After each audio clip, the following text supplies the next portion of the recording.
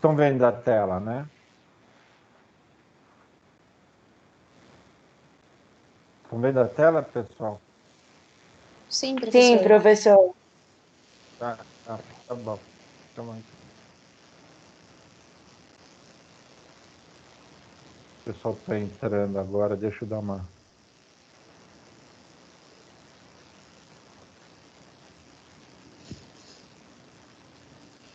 Vamos lá. Então, essa aqui é a primeira tela que ele comentou, que foi comentado no vídeo dele, né? Então,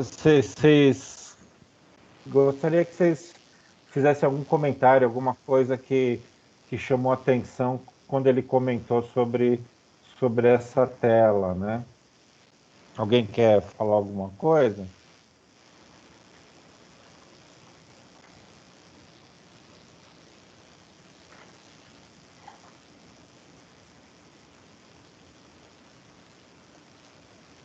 Então, o que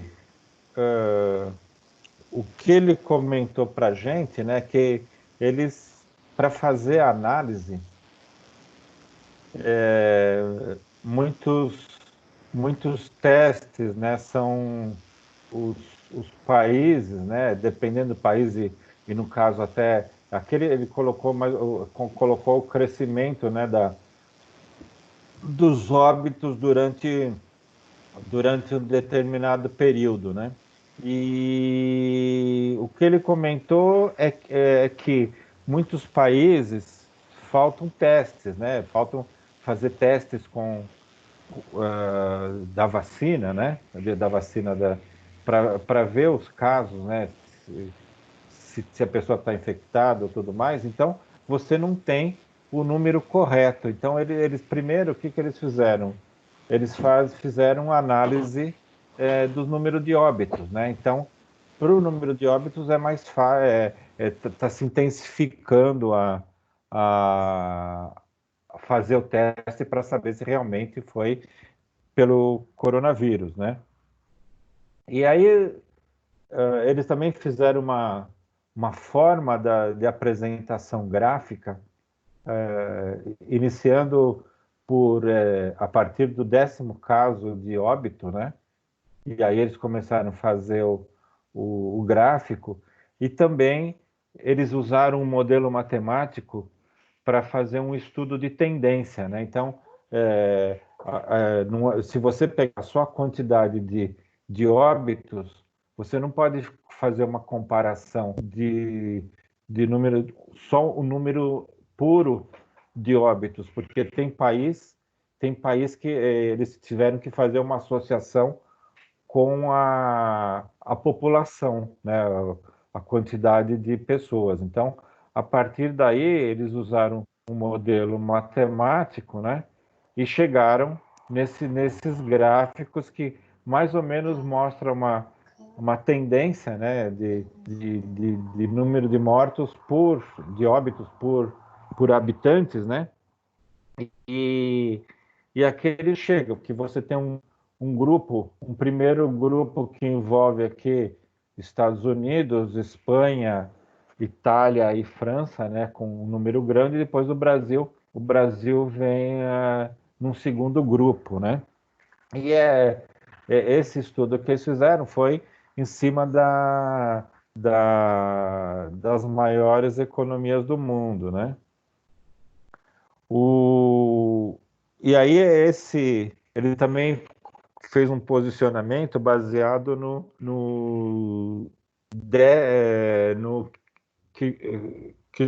55º dia, né?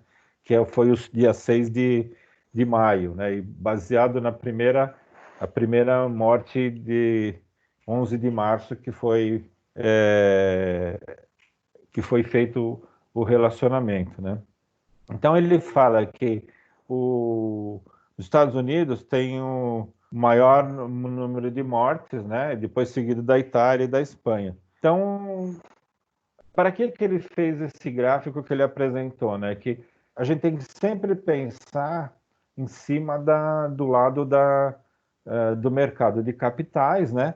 Então, isso é uma análise para mostrar que o caso da economia mundial é um problema global, né? Então, isso é para justificar que vai afetar a economia global, né?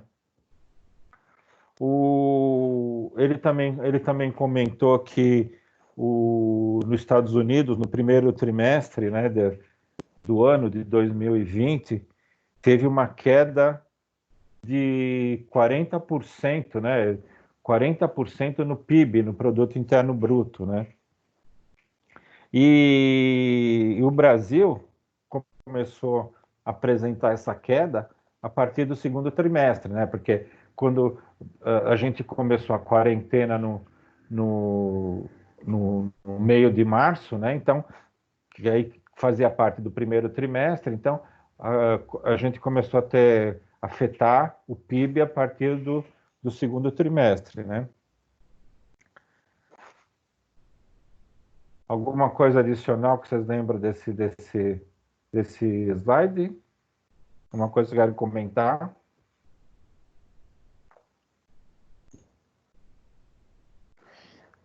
Aí depois ele apresenta esse outro slide, né?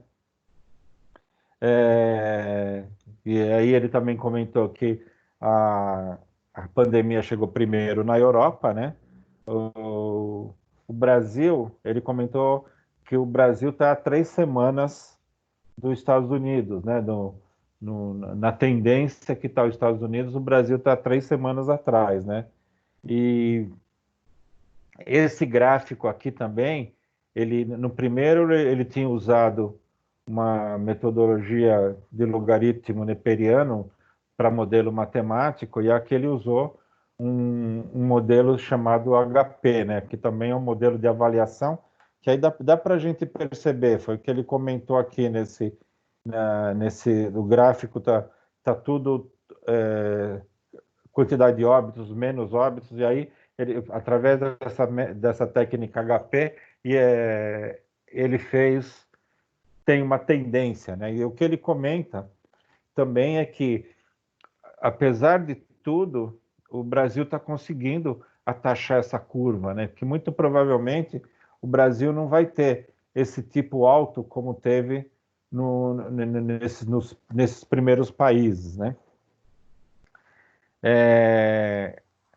E aí ele também comentou que foi feito por milhões de habitantes, né? Óbitos por milhões de habitantes. E a curva do Brasil vai ficar achatada. Então, sempre reforçando, né? Os economistas, o pessoal que analisa mercado, que eles têm que buscar aquilo que está acontecendo. Então, eles fizeram esses estudos, né, de tendência para ver o que pode acontecer com a economia de cada país, né?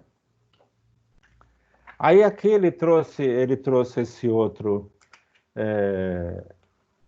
essa outra tela aqui, e aqui ele já começa, baseado no gráfico anterior, né, que aqui os países que já estão na frente já estão tendo uma queda, né, então eles já começam a pensar numa flexibilização, né? Agora, a flexibilização, ela depende de alguns critérios. Você não pode ir largando, já começando a abrir para tudo, porque senão você tem todo o retorno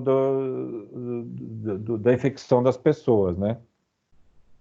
E aí, alguns critérios precisam ser avaliados e vendo como está sendo a tendência da queda, né? Um dos critérios é uma quantidade de dias, a queda de infectados, né? Então, dá para a gente pegar aqui o caso dos Estados Unidos,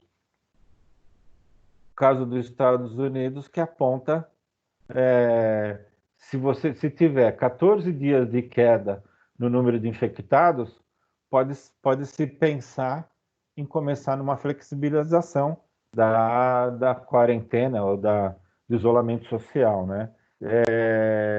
Uma outra que também aponta nos Estados Unidos é 14 dias no número de mortos. Então, você começa a ter 14 dias seguidos no número de mortos, você pode começar a, a pensar numa flexibilização.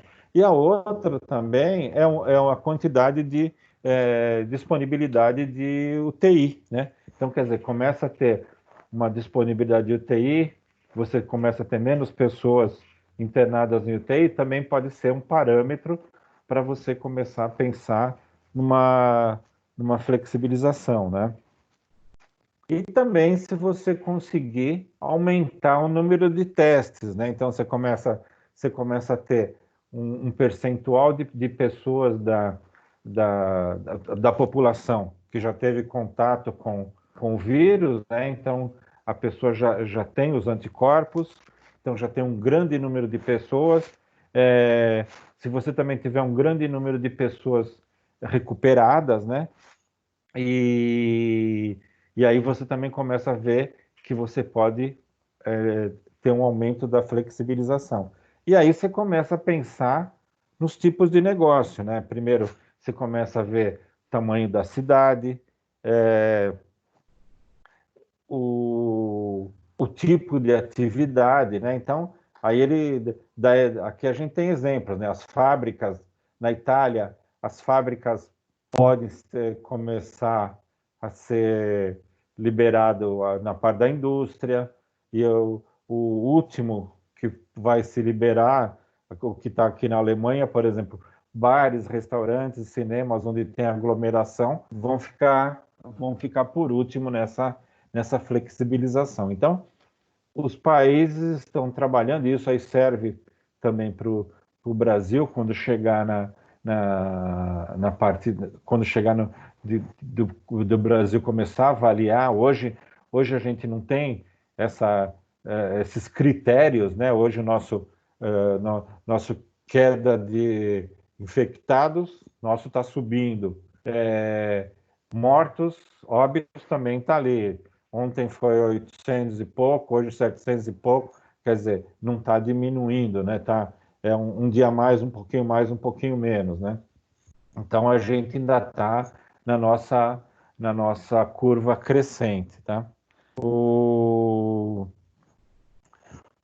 E aí, reforçando, né? Bares, restaurantes e cinemas, grandes eventos esportivos, mais de 5 mil pessoas, aí a coisa vai sendo mais difícil. Na Itália, vocês olham aqui, a partir de setembro, retorno das aulas presenciais. Então, a coisa. E essa é o quê? É o estudo de flexibilização. O Brasil pode usar algum tipo desses estudos e ver o que pode ser usado, né? Tudo bem aqui, pessoal? Sim.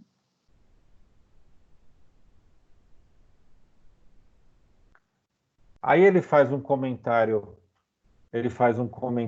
para positivo para o Brasil, né? Que o Brasil está entrando nessa crise com um cenário interessante, né? Juros baixos, né? Então, ele foi bem na linha da decisão do Copom, que reduziu para 3% ao ano, né, a, a taxa de juro, né? E esse ponto é bastante importante, esse lado, né, de você ter juros baixos para a economia, porque se você tiver juros altos, o, se você tiver juros altos, se você tiver juros altos, você vai ter problema para o caso da economia, né?